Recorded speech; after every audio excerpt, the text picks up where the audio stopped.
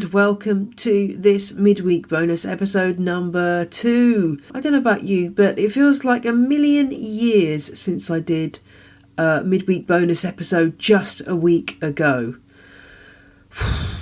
Quite a lot's been happening, hasn't it? It's been quite hectic, quite panicky, quite strange.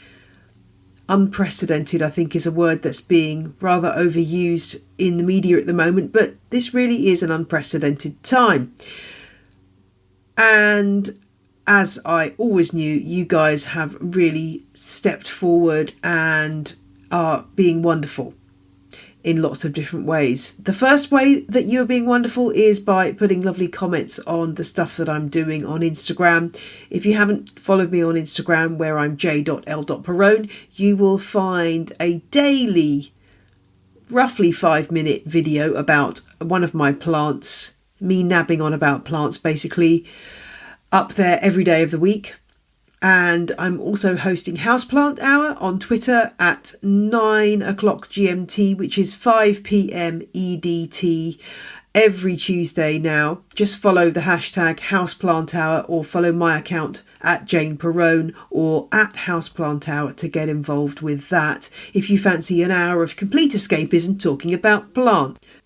And several of you have also been joining the Patreon clan of people who are supporting the show financially. This week that's Jenny and Levi, who have become crazy plant people, Kate and Clive, who've become legends, and Christina, who's upped her pledge to become a super fan. Thanks to all of you, and if you feel at this time that you can commit to a regular monthly donation to On The Ledge, then please do go and visit the show notes for details of how to do that. If you want to give a one-off donation via ko-fi.com or via PayPal, those links are also available in the show notes. And I had a lovely email from Christina, the superfan, who said, "In these uncertain times, On The Ledge offers a much appreciated distraction." She is living in a part of New York which is a coronavirus hotspot, so she's stuck inside for the foreseeable future. And she writes, "Now my houseplants and garden are my playground to keep me occupied and calm as possible. This is just a big fan message to thank you for all you do to keep me and your vast audience informed about plants, smiling about life and connected to a bigger world." And she also says hi to Wolfie. Oh, thank you, Christina. That was a lovely message to receive. And I do hope that you go on being able to get in your garden and tend your house plants at this difficult time. And the On The Ledge Sew Along goes on with many of us stuck at home. Perhaps this gives us a bit more time to devote to sowing some seeds. I have sown some chili seeds and some tomato seeds and a few kale seeds and other things, but I haven't got round to doing my cacti and succulents yet. That is on my list for this weekend, so I should have a nice soundscape to bring you on that front next week. But I can see from social media that you guys are getting busy. John has been sowing some beans, posting a picture of those over on Instagram. Not strictly houseplants, John, but on this occasion I'll let it go. Solange over on Twitter has been promoting the On The Ledge Sew Along, which is fantastic. Thank you very much. And it's lovely to see a picture of your misty propagator. I do love a misted up propagator. That's a sign of great things to come. And also to Kathy, who's been posting about her Heymanthus albifloss seed. That's I think it's called the paintbrush plant. It's a succulent flowering plant that she's germinating on the windowsill. And they are chunky little fellows, aren't they? They look amazing. Over on the Houseplant Fans of On The Ledge, Naomi has been, like me, sowing tomato and chili seeds. So there's a lot going on, and do add your posts. Just use the hashtag OTL Sew Along, or in the Facebook group add the OTL Sew Along topic so I can track you down and find your posts. And if you've got any other burning questions about the Sew Along that you would like to ask, queries about what seed compost to use or how deep to sow your seed, then do drop me a line and I'll try to address those in upcoming episodes. And do remember to keep dropping me general houseplant questions for the Easter weekend Q&A, which I will be putting together in the coming days and weeks. And now we're going to hear from a listener, and her name is Sadie.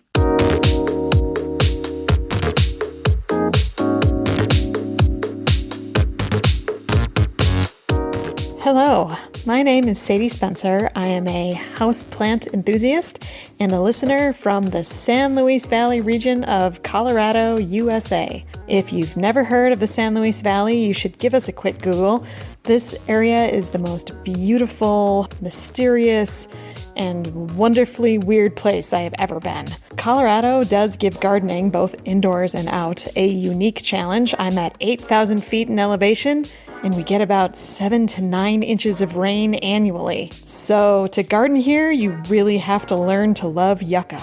I've had houseplants pretty much my whole life, but recently I've really amassed a leafy army. There really isn't a plant group that I haven't killed at least one of at some point. I don't do this professionally. I'm a pharmacist during the day, but a scientist at heart, so I love experimenting and learning all about all the different kinds of plants all the time. Question 1. There's a fire and all your plants are about to burn. Which one do you grab as you escape? I may need some help from a brawny fireman for this one, but I would definitely save my 7-year-old Meyer lemon tree. It would not be the first time that I've snatched it back from the jaws of death. We've been through everything together, spider mites, all kinds of leaf drop, a few house moves. It's my favorite plant, and I feel like I've finally figured out how to take care of it in all the seasons. Plus, I have 3 baby lemons that are about the size of grapes right now, and I really want to see how that turns out. Question 2. What is your favourite episode of On the Ledge?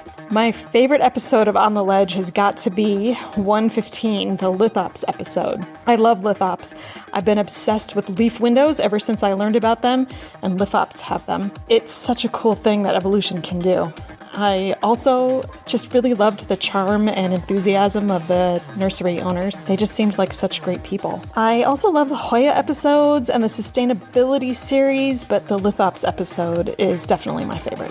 Question 3. Which Latin name do you say to impress people? I have a lot of fun saying spathiphyllum. It's also one of the big names that I can remember all the time and feel confident with. So I usually have to slow down for the rest of them because I'm never quite sure if I'm saying Zamioculcas zambiafolia or Dracaena trifasciata correctly. I remember them and I know what they look like written, but I have a hard time saying some of them. Question 4. Crassulation, acid metabolism, or guttation? I live in a super arid environment, so I have to go with CAM. I wish I could teach all of my houseplants how to do that. Guttation just sort of seems wasteful to me. Question 5. Would you rather spend £200 on a variegated monstera or £200 on 20 interesting cacti? This question is so easy for me to answer. Even though variegated monsteras are beautiful, I have a really good knack for killing expensive plants, so I put myself on a very strict limit on my plant purchases. I don't buy anything that's more than $20 anymore. Well, okay, so I cheat sometimes, so let's just say that $40 is my limit. And I love cacti. You have to in Colorado. Cactus flowers are some of my absolute favorite flowers, so I would go with the cactus. Thank you, Sadie. Great to meet you. And if you'd like to put yourself forward for Meet the Listener, then drop a line to ontheledgepodcast@gmail.com and my assistant Kelly will send you the details of how to take part. Matt Candeias is another plant podcaster. His plant podcast, In Defense of Plants, is absolutely brilliant and I do recommend you listen, particularly possibly this week, the latest episode, because I'm on it. Oh gosh, haven't I got a big head? Anyway, I've been interviewed by Matt for his podcast, and you can hear me in episode 257 if you are not already sick of the sound of my own voice. And Matt is also making an appearance in this podcast because I called him up a few weeks ago for a chat about a new film that's come out that's a little bit planty. It's called Little Joe, and it stars Emily Beecham as Alice Woodard, a plant breeder and single mother who creates Little Joe, a plant that gives its caretakers joy. And as you may be able to predict, it doesn't go very well. If you're a Patreon subscriber of $5 a month or more, very shortly you'll be able to hear my full chat with Matt about this film, which, let's be honest, we weren't overly enamoured by. but we did have a great chat about it. But I wanted to give everybody a bit of a taste of what we had to say, so here is a little extract from the start of our interview. Matt Candeias, In Defence of Plants host and plant man extraordinaire. We're here today to talk about this film, Little Joe. Yeah. Hi, Jane. Hello. I don't know where to start with this. I guess we should start by kind of summarising what this film is about. I was kind of expecting it to be a bit more kind of like jump scare than it was. Yeah. It was quite a slow burn. But the premise is that this woman scientist is working for some kind of a corporation. I can't think what it's called, but they're working for a corporation which is trying to develop new species using genetic modification. And they work on this particular plant, which has got a red flower, which we'll get into a bit more about that in a bit, because that's a whole nother thing, which is supposed to release chemicals that make you feel good, that bring you happiness. And this plant ends up being called Little Joe, which is named after her son.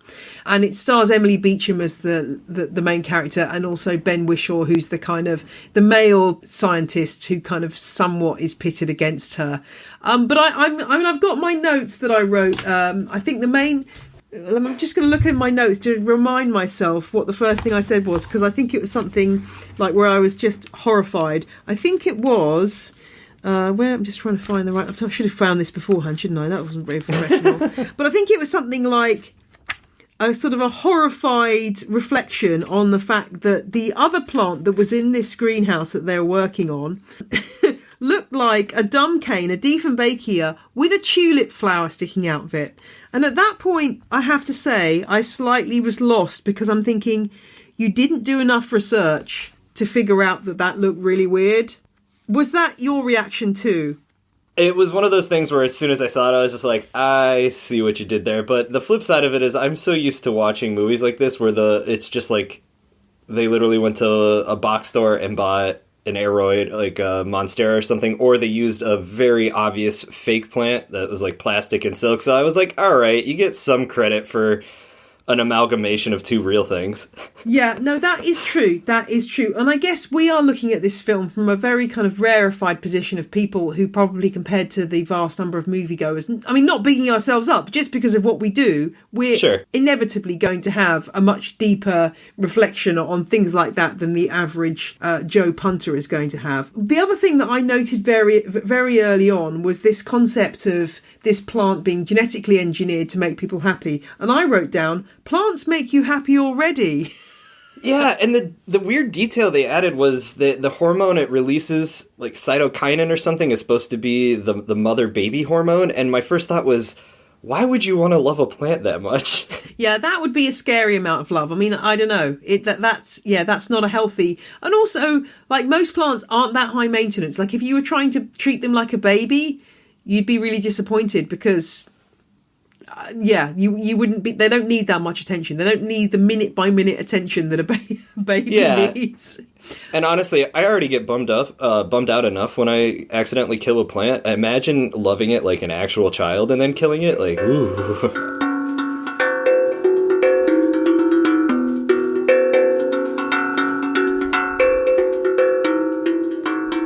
So I hope that's given you a taster of my chat with Matt Candeias about the film Little Joe. And if you are a Patreon subscriber, stay tuned, because an email should be popping into your inbox shortly, letting you know when I have got that up on the Patreon feed. I'm sorry that it's been a bit lean on there recently. I've been busy, as you can imagine, but I am going to be remedying that soon.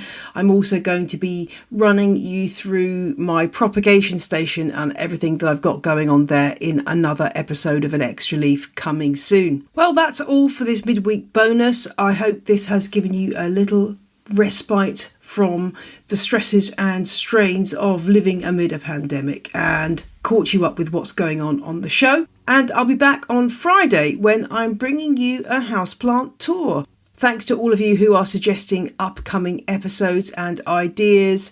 I'm getting through everything as quickly as I can, and you are what drives this show. So let me know your thoughts. What can I do? What What am I doing wrong? Could I be doing better? I would love to hear your feedback about the show. Just drop me a line to ontheledgepodcast@gmail.com. That really is the best way of getting in touch right now, because Kelly, my assistant, and I are constantly looking at that inbox. And if you're looking for other Planty podcasts to listen to during this period, I'm going to put a link in the show notes for today's episode to a page that's been put together by a lovely podcaster called Susie Buttress, who does a podcast about bird watching, and she's put together a lovely list of Planty podcasts. So I will link to that. So if you're looking for more stuff to listen to provide balm for your ears, then that is worth a look. I don't know about you, but I'm finding it a little bit tricky to fall asleep at night. And I have to say, what I'm listening to before I go to sleep, I'm listening to an audiobook read by Stephen King of his book on writing. Whether you're a writer or just love Stephen King's books or just like the sound of his voice, it's actually a really good listen. So that's my non-plant recommendation. And I'd love to know from you how you're coping with what's going on right now. Is there any particular houseplant that's bringing you joy? A ritual or a habit that is saving your sanity right now? Let me know and I can share it with other listeners. And this morning when I got up early to start work before my kids woke up, I just took my mobile outside and recorded half an hour of the noises that are happening in my garden around 6 a.m, which is mainly birdsong. And so I'm just going to tack that audio on the end of this episode for you to listen to and relax and take you to another space. So enjoy listening to the birds of my garden, and you'll hear from me again on Friday for episode 133. Stay safe, stay home, stay sane with your houseplants. Bye.